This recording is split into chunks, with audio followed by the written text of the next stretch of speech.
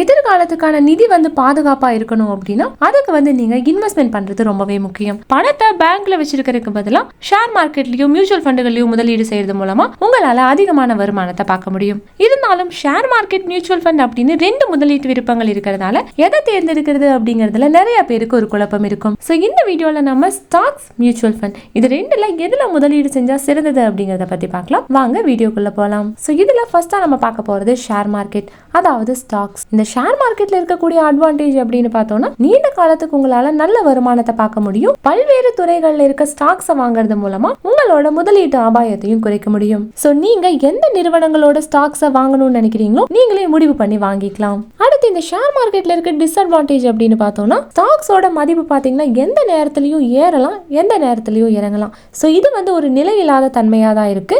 அதே மாதிரி ஸ்டாக்ஸை வந்து தேர்ந்தெடுக்கிறது, அதை வந்து தொடர்ந்து கண்காணிக்கிறதுக்கு நிறைய வந்து டைமும் அதுக்கான ஆராய்ச்சியும் தேவைப்படும். தனிப்பட்ட ஸ்டாக்ஸ் வந்து வாங்கணும் அப்படின்னா குறைந்தபட்ச முதலீடாவது தேவை. அடுத்து மியூச்சுவல் ஃபண்ட்ல இருக்கக்கூடிய அட்வான்டேஜ் அப்படின்னு பார்த்தோம்னா ஒரு மியூச்சுவல் ஃபண்ட்ல பல்வேறு துறைகள்ல இருக்க பல நிறுவனங்களோட ஸ்டாக்ஸ் எல்லாமே இருக்கும். இது உங்களோட முதலீட்டு அபாயத்தையும் குறைக்குது. அது மட்டும் இல்லாம இது மியூச்சுவல் ஃபண்ட் நிபுணர்களால நிர்வகிக்கப்படுது. இது வந்து உங்களோட முதலீட்டு முடிவுகளை எடுக்கிறதுக்கும் உதவுது. உங்ககிட்ட குறைவான பணம் இருந்தா கூட நீங்க வந்து இதுல இன்வெஸ்ட்மெண்ட் பண்ணிக்கலாம். அதே மாதிரி இந்த மியூச்சுவல் ஃபண்ட்ல இருக்கக்கூடிய டிஸ்அட்வான்டேஜ் அப்படின்னு பார்த்தோம்னா ஷேர் மார்க்கெட்டை விடவே மியூச்சுவல் ஃபண்ட் பாத்தீங்கன்னா குறைந்த வருமானத்தை தான் வழங்குது. இந்த மியூச்சுவல் ஃபண்ட்ல பாத்தீங்கன்னா நிர்வாக கட்டணங்களும் செலுத்தணும். நீங்க எந்தெந்த ஸ்டாக்ஸ் வாங்கணும் அப்படிங்கறத நீங்க வந்து முடிவு பண்ண முடியாது. சோ இதெல்லாம் தான் இந்த மியூச்சுவல் ஃபண்ட்ல இருக்கக்கூடிய டிஸ்அட்வான்டேஜ். அதாவது இந்த share market pisses mutual fund அப்படின்னு பார்க்கும்போது ரெண்டுலயுமே அட்வான்டேஜஸும் இருக்கு, டிஸ்அட்வான்டேஜுமே இருக்கு.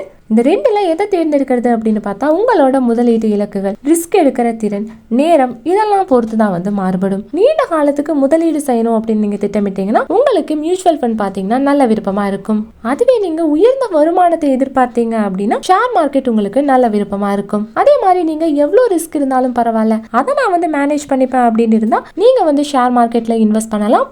அதுவே எனக்கு ஷேர்ஸை வந்து எப்படி தேர்ந்தெடுக்கிறதுன்னு தெரியாது, அதை தொடர்ந்து கண்காணிக்கிறதுக்கு நேரம் இல்லை அப்படின்னு நினைக்கிறவங்க மியூச்சுவல் ஃபண்ட்ல பாத்தீங்கன்னா இன்வெஸ்ட் பண்ணலாம். ஸோ நீங்க ஷேர் மார்க்கெட்டா இருந்தாலும் மியூச்சுவல் ஃபண்டா இருந்தாலும் இன்வெஸ்ட்மெண்ட் பண்றதுக்கு முன்னாடி நல்லா புரிஞ்சுட்டு உங்களுக்கான நிதி இலக்குகளுக்கு ஏற்ற மாதிரி முதலீடு செய்யணும். ஸோ முதலீடு செய்யறதுக்கு முன்னாடி ஒரு நிதி ஆலோசகரை அணுகி கூட உங்களுக்கு ஏற்ற மாதிரி முதலீட்டு திட்டங்களை தேர்ந்தெடுக்கிறது ரொம்பவே நல்லது. ஸோ இந்த வீடியோ உங்களுக்கு ரொம்பவே யூஸ்ஃபுல்லா இருக்கும் நம்புறோம். இதே போல மணி ரிலேட்டட் வீடியோஸ்க்கு இந்த வீடியோக்கு ஒரு லைக் பண்ணிட்டு நம்ம சேனலையும் சப்ஸ்கிரைப் பண்ணிடுங்க.